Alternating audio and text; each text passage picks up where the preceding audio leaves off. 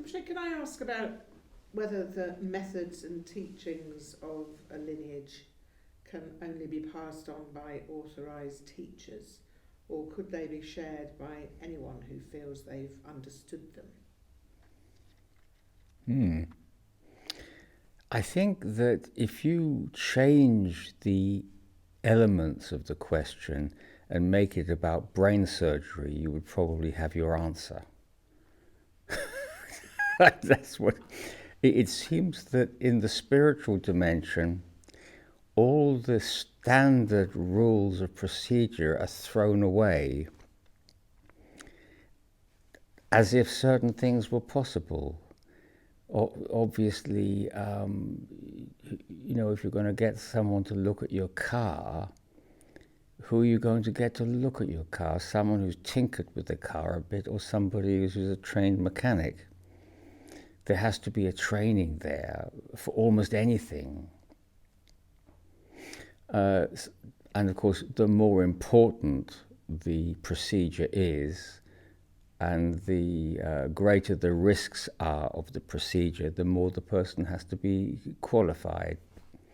So really, it's the same as everything else. And if you have a qualified or teacher, someone with experience, a serious practitioner, is it possible for someone like that to develop and adapt the teachings of a lineage if they think that seems to fit better for a given audience or time or context?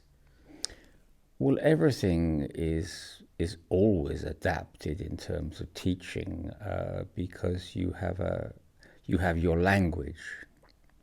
So that when I teach in English, I teach in English, and that is an adaptation of what I was taught. Because I received it in English. I didn't receive it in Tibetan, although my teachers talked in Tibetan. It was then translated into a strange kind of English with verb at end of sentence coming. And so I've had to turn that then into an English that is understood here. But other than that, what is adapted? If something is taught that applies to a human being in terms of human consciousness, I think a lot is made of the differences between different cultures. There are differences, but the differences are not colossal in terms of the 5 elements. In terms of basic human drives, it's more or less the same. Everyone is interested in their own advantage. And if you want to not be interested purely in your own advantage, that's not going to be easy, and you need some help with how to do that, how to approach it. But in terms of adapting, I'd be interested to know what was adapted and why. I don't really see that there's a great difference. In my time of teaching, I haven't really noticed much of a change in people, not in the basic form of how they are and what they want.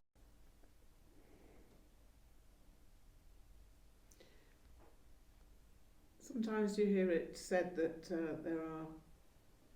there have been Buddhas and teachers who are said to have gained realisation without a human teacher. Does that mean that it's possible to have a Buddhist teacher, an authentic Buddhist teacher who doesn't belong to a lineage of human teachers then? Well, you could say that of Dzogchen Rinpoche, he received all his teachings directly from Ngak'chang Rinpoche, but that's fairly rare. I think you can't make a common rule for rare instances. There are always these cases of people who gain realization with very little contact with anything, but that is extremely rare. It's like starting new religions, for example. We're going to do something completely different with Buddhism. and we're going to represent it in this way. And well, if your name is Jesus or Muhammad, maybe you can do it. Occasionally someone comes along who does that, but that's rare. You know. And I don't think they set out to do it. I think that's what's interesting. I did study the Gospel of Matthew when I was at school, and I don't recall Jesus ever having got up one morning and said, you know, I'm going to start a new religion. I don't think that happened. It evolved around him and after him, and what developed. I don't know anything about Islam at all, so I can't comment on what Muhammad's intentions were, but... And where we have a situation, which is the more usual situation, then when you have a lineage of human teachers, it's often the case in terms of the traditional setting of Buddhist teachings that you have the teacher talking and students listening and asking questions. There seems to be a current move away from that model somewhat, to have the teacher in a role a little bit more like a life coach, or where there's more interactive dialogue-based learning going on between the students. Do you think there are advantages or disadvantages to these different kinds of learning situations? Well, I've never really experienced that, so it's difficult to say. But if you're going to have dialogue, usually that kind of situation is, making a movie perhaps, and people are contributing their ideas. I think it works quite well in that situation. But if you're going to have a dialogue with everyone contributing, then it assumes everyone has something equal to contribute. And if people are trying to learn something, what exactly are they going to contribute apart from their lack of information? So I'm not sure how that would function.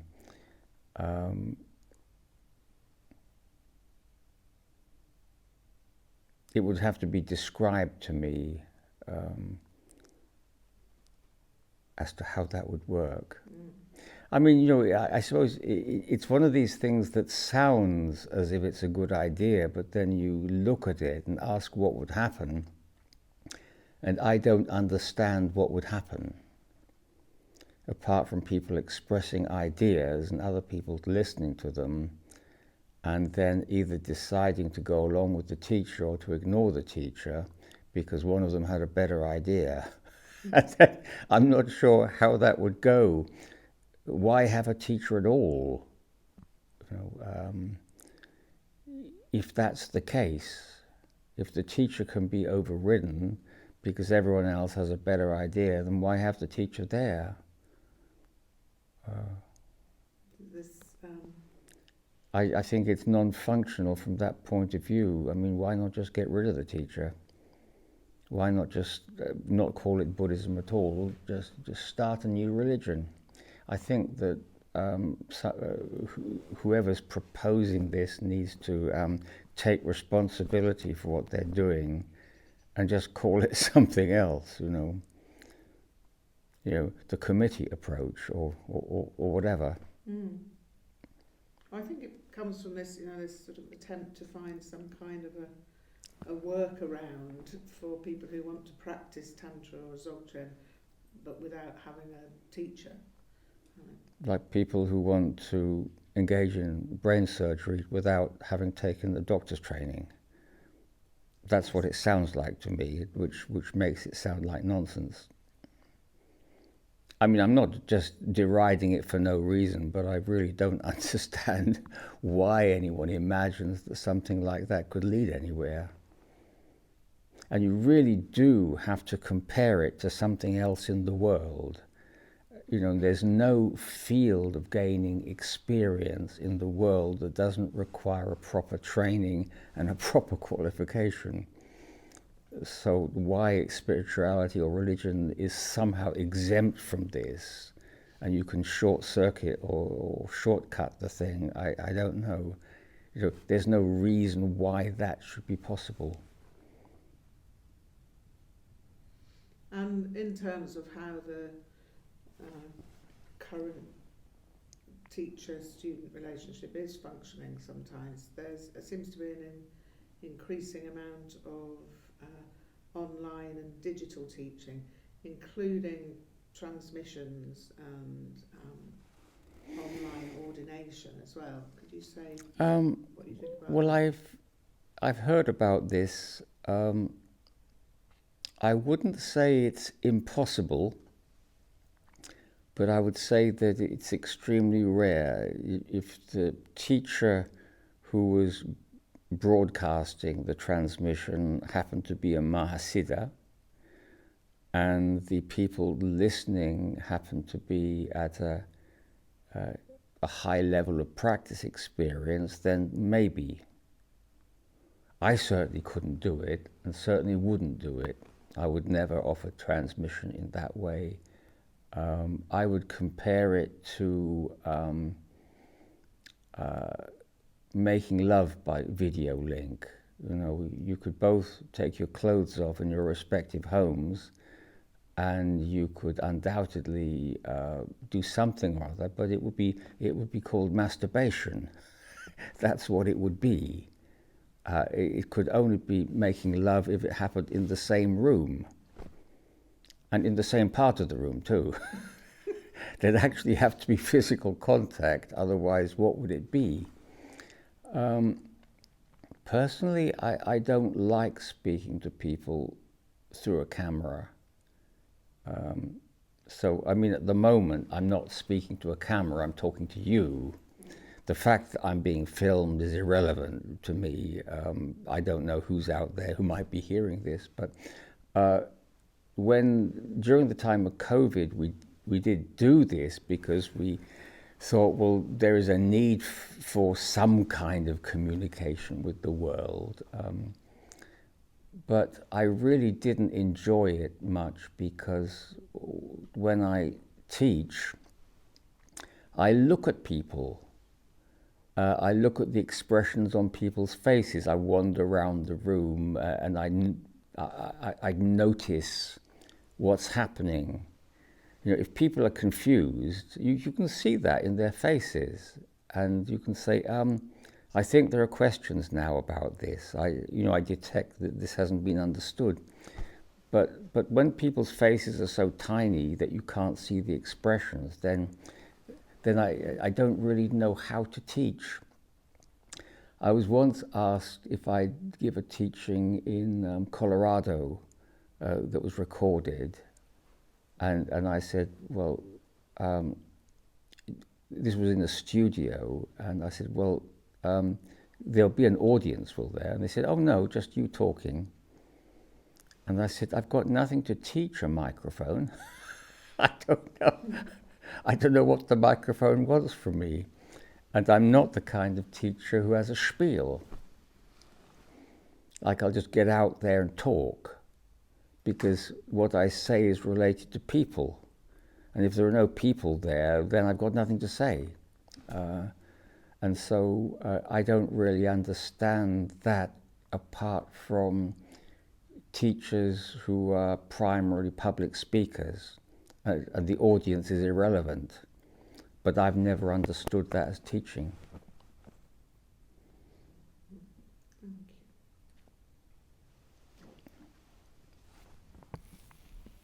Something else that seemed to be coming across increasingly regularly now is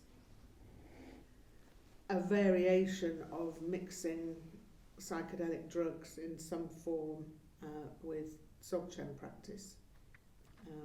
As the suggestion there being that it's a way of reaching a deeper level of meditation experience or something. What would your view on that be, as possibility of a way forward? Well, fortunately, my opinion is largely irrelevant, being that Dzogchen Rinpoche was against it. So, as he was against it, then I'm also against it. But I'm also against it for my own reasons, that whatever you do in terms of whatever you realize has got to come out of yourself, not out of something else. You know, the chemical alteration of the brain makes it seem as if it's connected with the brain, and it's not. This is, you know, sometime back in the 80s, there was a lot of monitoring people's brainwaves, and alpha rhythms were said to be the thing, you know. But alpha rhythms don't actually prove a great deal.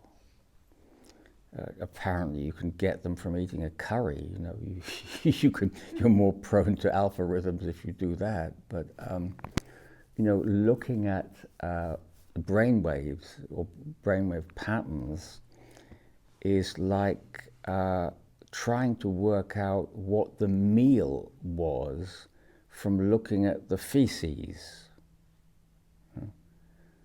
You don't learn that much from feces, or you may if you look at their constituents with a microscope or something, but you know, you can't get back to the fish and chips from that.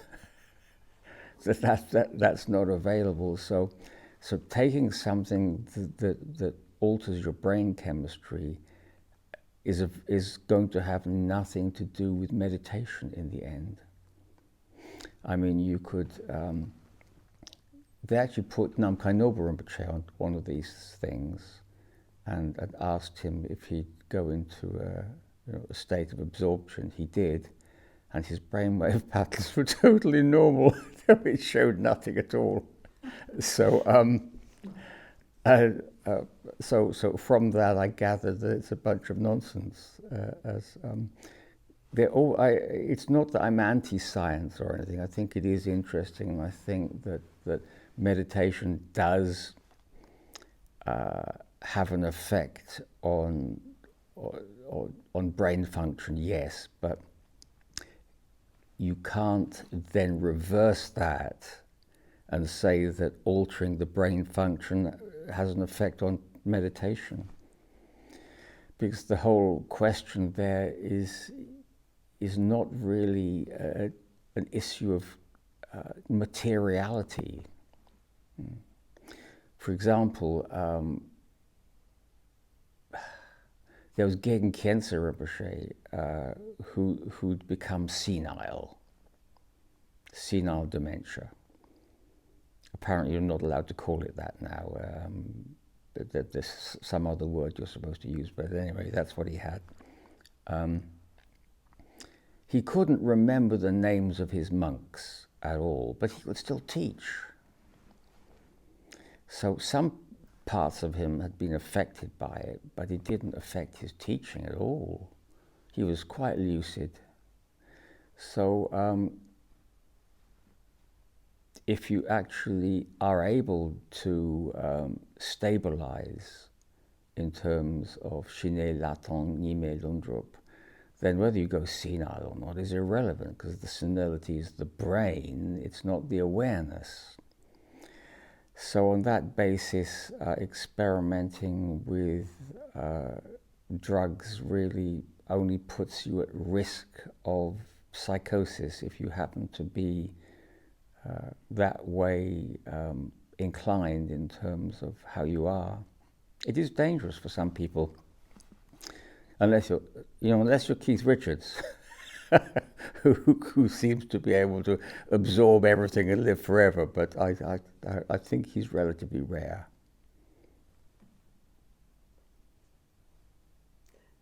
A lot of these initiatives that we see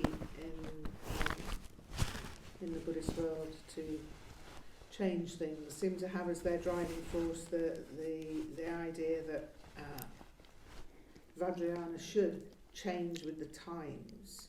And could you say something about that as an idea, changing with the times?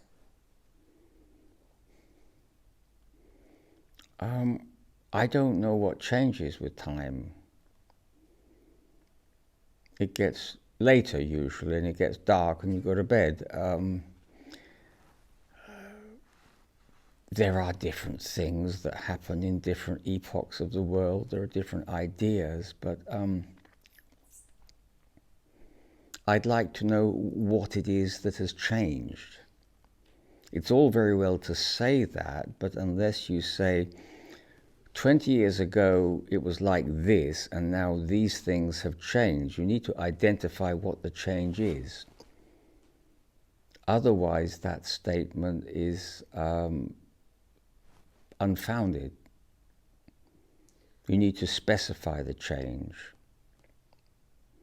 So otherwise I can't answer that question, because I'd like to know, well, what has changed? We all have a third ear, a second nose, or we now no longer feel pain, or we now, what's different? So if someone was to say there have been advances in psychology in terms of understanding the mind, or there have been advances in science, or we have a greater understanding of equality and wanting to introduce equality into teaching situations. All of this, would you say that they don't actually denote any change in people? This is just... Yeah, I would say that they don't denote any change at all. In terms of equality in teaching, I've always known equality, particularly with Chimi Rigzin Rinpoche, with Kunzang Dorje Rinpoche and Dorje Rinpoche too, that there have been instances where they've needed to ask questions of me about certain things. Dorje Rinpoche wanted to know what blues was. I explained to him. We got onto various subjects in which I had to explain surrealism to him and what that was, and describe various paintings. He was very interested in that. And that was a situation of equality with him, because he was finding out about blues and surrealism from me. Then Chimi Rigzin Rinpoche wanted me to take photographs, and I had to tell him that I can't take photographs in this light. We're going to either have to get lighting in or take them outside, because you're not going to get a good result. And that was me teaching him about photography. So that's always been there. So I don't know what the demand for equality is in that sense. Maybe it's more because I suppose I've come through inner Tantra and Dzogchen teaching, and the saying runs, the higher the yana, the lower the throne. This is because, from a Dzogchen perspective, everyone is beginninglessly realized, and so this has to be reflected in the nature of the teacher-student relationship. So that's been there all along in terms of Dzogchen. So Namkhai Nobo Rinpoche always used to say that his teacher would help with milking the tree. He'd be working along with people, and this has always been my experience. Tachin Rinpoche worked alongside his students, in the art yurt, making things. So that has always been there. Now, equality doesn't function when someone is learning something. Because when you're learning things you don't know, skills you don't have, then that's hierarchic, and you can't get rid of that unless you want to stop learning. So that makes no sense in particular, and the equality that is desired has always been there, particularly in the Dzogchen tradition.